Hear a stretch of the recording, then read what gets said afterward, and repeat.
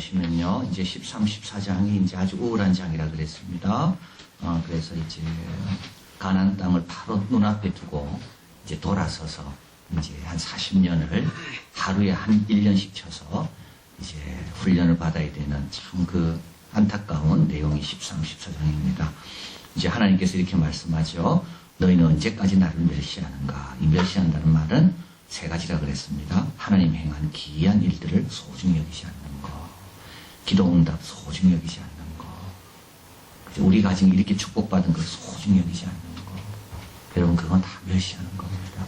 그게 어떤 건데, 그죠? 우리같이 자격 없고 부족한 우리에게 하나님께서 정말 크게 주신 건데 그걸 늘 기억하고 소중히 여겨야 됩니다.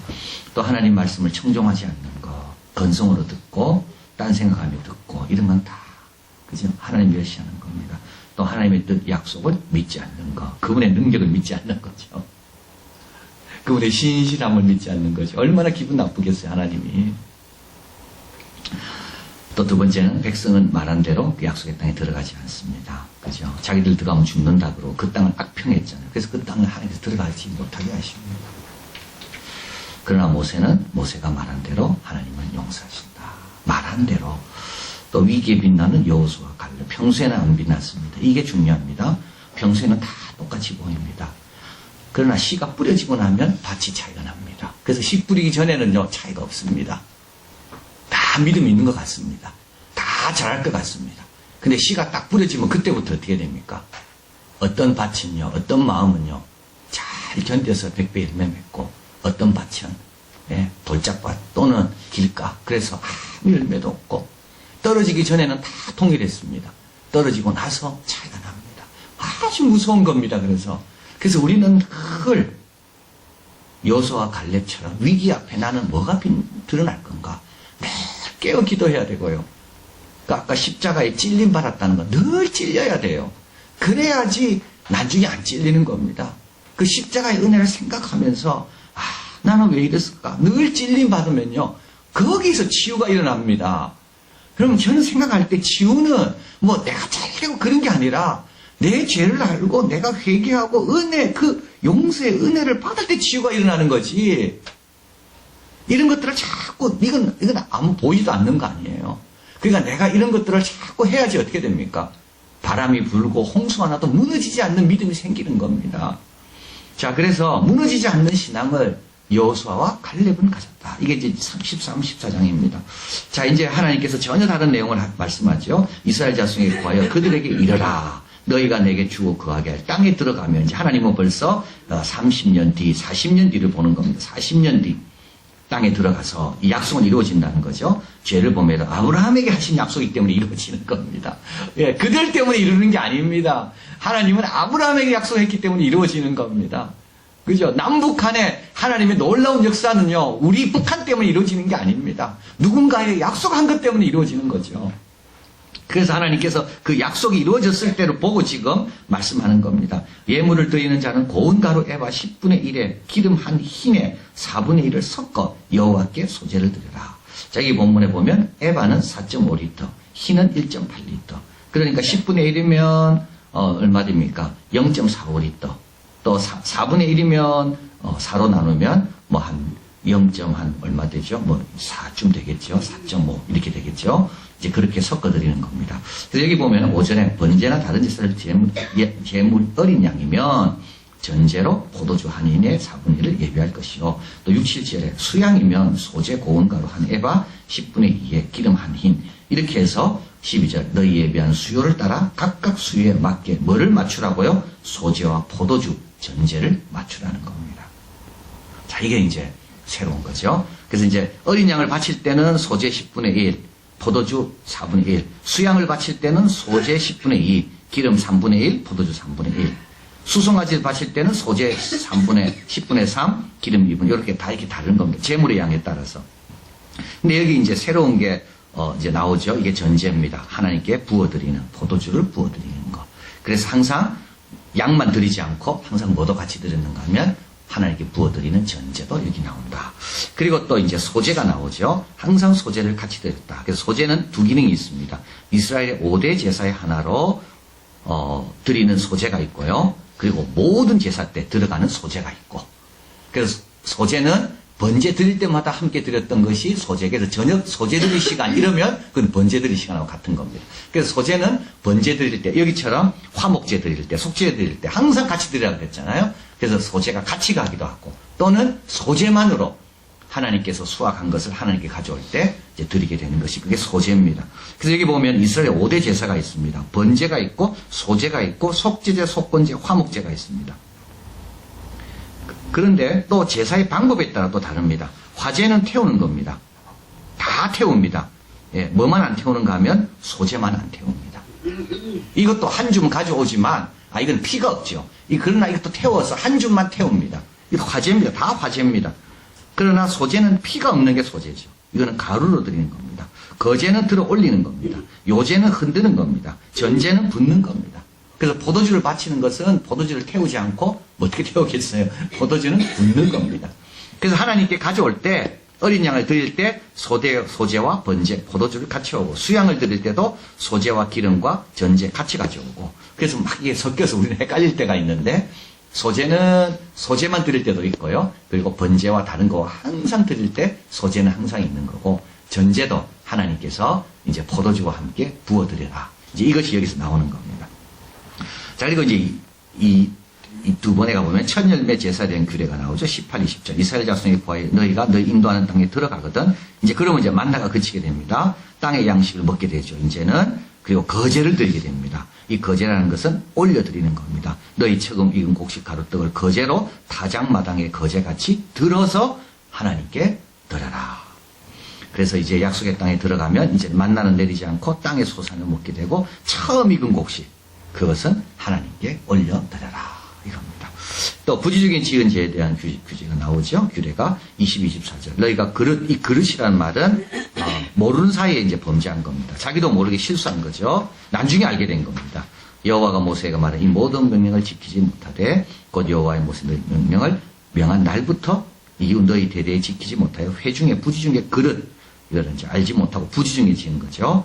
온 회중 하나를 온 회중은 수소아지 하나를 여호와께 향기로운 화제로 드리고 여기서 화제는 이건 뭡니까? 이거는 속죄제지만 이거는 불로 태워드리라 이 뜻입니다. 화제가 무슨 제사의 방법을 말하는 거지 이런 제사가 있다는 게 아닙니다. 그대로 또 소제와 전제가 같이 드리죠. 또 소제와 전제를 같이 드리고 수염수 하나를 속죄제로 드리지니라. 근데 속죄제를 어떻게 드립니까? 이것도 태워드립니다. 다 화제입니다. 그래서 이제 우리는 익숙하지 않아가지고 뭐 화제가 나왔다, 전제가 나왔다 막 그러잖아요. 근데 이분들은 늘 이걸 했기 때문에 아주 익숙한 거죠. 자, 여기서 그릇은 부지중에 말한 거고요. 그리고 이제 우리가 명령은 이제 중요한 겁니다. 들은 날부터 지켜야 됩니다. 그죠? 명령은 들은 날부터 지키는 거다. 온 회중이 그 명령을 소홀하는 경우도 있습니다. 문화적으로 풍습과 관례를 따라서. 그죠? 그래서 이제 미국의 남쪽 지역은 흑인을 차별했잖아요. 다 그렇게 제시한 겁니다. 이건 관례이기 때문에, 이건 문화적이기 때문에. 근데 알게 된 거죠. 그럼 어떻게 됩니까? 온 회중이 회개하는 겁니다. 25절 제사장 이스라엘 자손이 온 회중을 위하여 속죄하면 제사장이 중요합니다. 만일 한 사람이 그릇 범죄하여 1년 된 암소 속죄를 드릴 것이요. 28 제사장은 그 그릇 범죄한 사람 부지중에 죄를 지은 겁니다. 그릇하여 여호와 앞에 얻은 죄를 위하여 속하여 그 죄를 속하지 그러면 사함을 얻으리라. 자, 죄는 사회 속에서 함께 짓기도 합니다. 그죠? 우리 같이 있다 보면 우리도 모르게 죄 짓게 되죠. 예, 같이 욕하게 되고, 같이 원수되고, 일본 같이 미워하게 되고, 예, 같이 죄 짓게 되는 경우 참 많습니다. 예, 나도 모르게 그 안에 있다 보면 그런 건 늘 회개해야 됩니다. 그리고 또 개인이 또 죄 짓는 게 있습니다. 그래서 죄는 항상 두 가지입니다. 집단적으로 집단 안에서 네, 죄 짓기도 하고 편을 가르고 뭐 이런 거 다 그 집단의 죄죠. 그러나 또 한 가지는 뭡니까? 개인적으로도 또 그 안에서 또 죄 지을 거 아니에요. 그래서 늘 회중이 지은 죄를 하나님 앞에 속죄하고 또 개인이 지은 죄를 하나님 앞에 속죄하고 그런데 죄는 뭐라고요? 여호와의 명령을 어기. 이게 중요한 겁니다. 어제의 죄가 오늘의 죄가 아닙니까? 내일의 죄가 아닐까요? 어제의 죄는 오늘의 죄와 내일의 죄와 똑같습니다. 왜냐하면 우리 하나님은 어제와 오늘이나 영원히 동일한 분이기 때문에. 이게 왜 중요하냐면 시대가 바뀌었다고 우리는 괜찮다고 생각하는 경우가 많거든요. 시대가 바뀌었기 때문에 이제는 우리는 옛날 거 말고 지금 시대에 맞게 살아야 된다고 이야기하는데 죄는 그렇지 않습니다. 하나님은 바뀌지 않았습니다. 이게 굉장히 중요합니다. 여러분 절대 타협하지 말고 양보하지 말고 합리화하면 안 됩니다. 왜냐하면 죄는 하나님 앞에 짓는 거거든요. 근데 하나님은 어제나 오늘이나 영원히 동일하신 분이거든요. 우리가 한국에 있든 미국에 있든 죄는 같은 겁니다. 가정을 지켜야 되고 남자가 부모를 떠나 여성과 그게 가정이고 아무리 문화적으로 동성연애 이야기한다 할지라도 하나님 앞에서 틀린 건 틀린 겁니다. 여러분의 기준이 뭡니까 지금? 아이들한테 가르칠 때 뭘 가르쳐야 됩니까? 문화는 바뀌고요. 법도 바뀝니다. 그러나 하나님의 창조 질서는 이 하나님의 말씀은 지금까지 우리가 이걸 기준으로 읽고 있잖아요. 이게. 그래서 죄라는 것은 여호와의 명령을 어기는 겁니다. 그 여호와는 어제나 오늘이나 영원히 통일하신 분입니다. 어제 안 됐다고 한 걸 오늘 된다고 말씀하는 분이 아니라고요.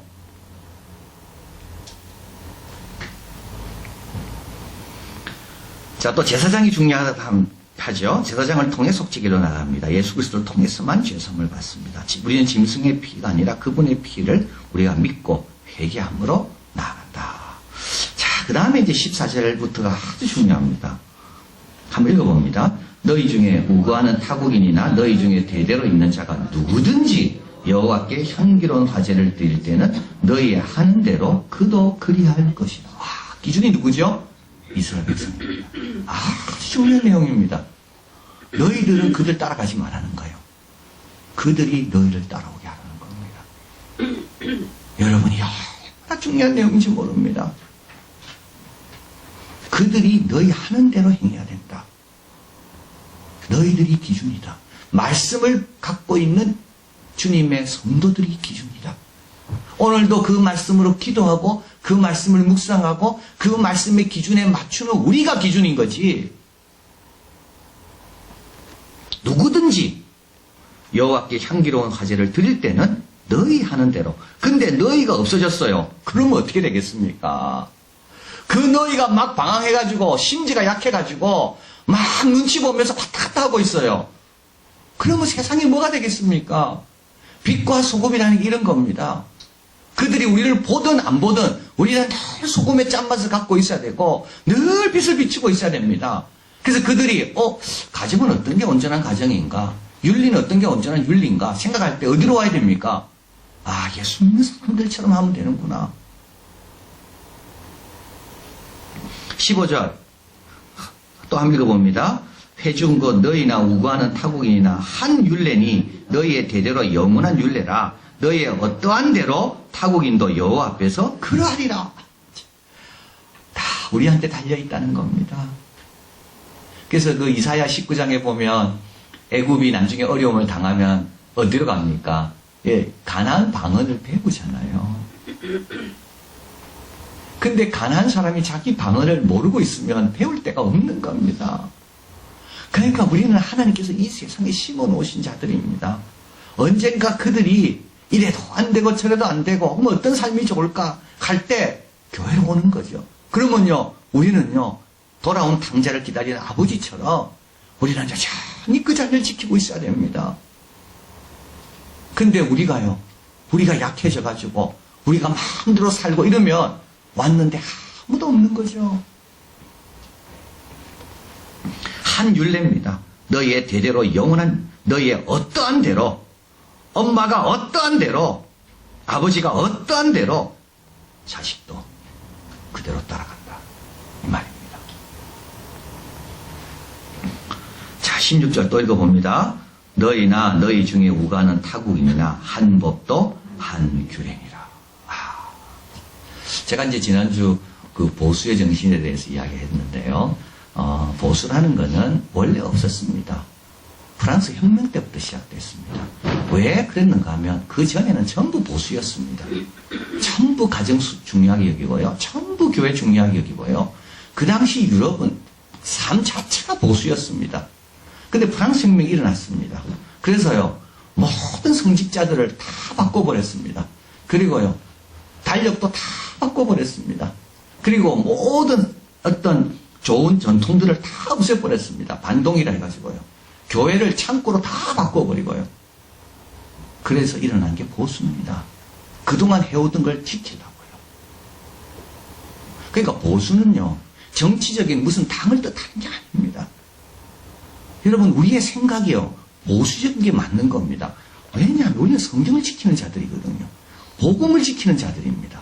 지금 이 세상은 어떤 세상이냐면 성경과 복음을 우습게 여기는 사람입니다. 세상입니다. 여기서 우리는 뭡니까? 하나님께서 우리에게 주신 천국의 열쇠, 진리의 말씀을 끝까지 지키는 사람이 우리입니다.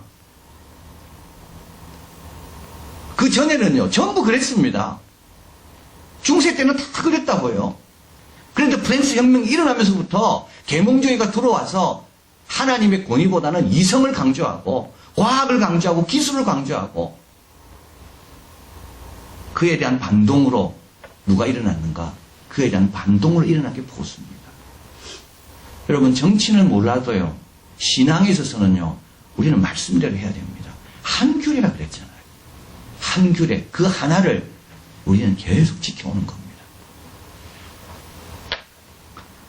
법도도 하나요, 규례도 하나다. 자, 너희 중이나 우고하는 타국이나, 이건 이방인을 이쪽으로 초청하는 겁니다. 하나님의 법을 배우며 살도록, 그리고 영원한 규례 안에 있도록. 원래 우리는 한 하나님을 섬기고 한 말씀 안에 살았습니다. 타락 전에, 노아 홍수 전에, 바벨탑을 만들기 전에는요. 그래서 결국은 이건 뭐냐면, 이거는 타락 전으로 돌아가는 겁니다. 원래 하나님이 창조하실 때 그 의도로 돌아가는 겁니다. 26절, 이스라엘 자손이 온 회중과 그들의 오가는 타국인도 사함을 얻은 것은 다 사함 얻습니다. 이것도 다 사함 얻습니다. 온 백성이 그릇 범죄했습니다. 29, 30절, 이스라엘 자손 중 본토 소생이든 그들 중 한 타국이든 무릇 그릇 범죄한 자에 대한 법은 뭐라고요? 동일합니다. 법도 동일합니다. 범죄한 것에 대한 용서도 동일하고요. 범죄의 기준도 다 동일합니다. 본토 소생이든 타국인이든 무릇 짐진 무엇을 행하면 여호와를 해방하는 자니 그 백성 중에 끊쳐질 것이다. 다 동일합니다. 하나님의 기준은 어디서나 누구에게나 같습니다. 이 여인의 행한 일은 그게 기준이기 때문에 천하 어디서나 말하여 기념하게 되리라. 야, 여러분, 이거는요, 2000년 전이나 지금이나 같다는 말입니다.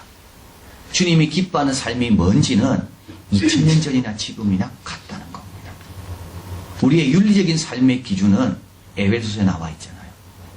상전들에게 잘하고 종들에게 함부로 하지 말고 아내에게 연약한 그릇인 줄 알고 소중히 여기고 남편에게 공경하고, 이거는 2000년 전이나 지금이나 다 동일합니다. 우리의 거룩의 기준은 동일한데 그 이유는 우리가 모두 말씀에 기초하고 있기 때문에 그런 거예요. 지금 이걸 우리에게 가르쳐 주시는 거죠. 자, 신명기 6장 4절 6, 7절 한번 읽어봅니다. 이스라엘아 들어라. 우리 하나님 여호와는 오직 하나인 여호와시니 너는 마음을 다하고 성품을 다하고 힘을 다하여 내 하나님 여호와를 사랑하라. 오늘날 내게 명하는 이 말씀을 너는 마음에 새기고 내 자녀에게 부지런히 가르치며 집에 앉았을 때든지 길에서 행할 때든지 누웠을 때든지 일어날 때든지 이 말씀을 강론할 것이며. 자, 이게 이제 에스라입니다. 그래서 하나님 말씀을 연구하고 준행하고 가르치는 거죠. 우리도요, 가르치기 전에 먼저 뭐 해야 됩니까? 내부터 그렇게 행해야 됩니다. 그리고 알아야 됩니다. 알고, 연구하고, 준행하고, 그리고 가르칩니다. 그러면 뭐가 될까요? 이어져 가는 겁니다. 한 법도, 한 규례, 그것이 이어져 가는 겁니다. 그러니까 우리도 사도 바울로 인하여, 사도들로 인해 우리에게 전해준 것들을 우리가 지금 받아가지고 지금 잘 오고 있잖아요. 그래서 사도 바울이 자기 생애를 요약하며 이렇게 말하죠. 달려갈 길을 다 달리고 또 선한 싸움을 싸우고 믿음을 지켰다. 이 지켰다는 것은 무슨 뜻이냐면 내가 받은 것을 잘 전달했다는 뜻이에요. 이게 지켰다. 자, 우리도 우리가 받은 것을 잘 전달해야 돼요. 부지런히 가르치셔야 되겠습니다. 그치? 하나님을 사랑하는 것이 뭔지를 말씀을 부지런히 가르쳐서 이것이 끊기는 게 아니라 계속 이어가는 거죠. 그래서 누군가 주위에서 하나님을 믿고 싶을 때 그 형제 자매를 통하여 주님께 돌아오는 겁니다. 주님께서는 지금 오늘 우리에게 이것을 말씀하십니다. 기도하겠습니다.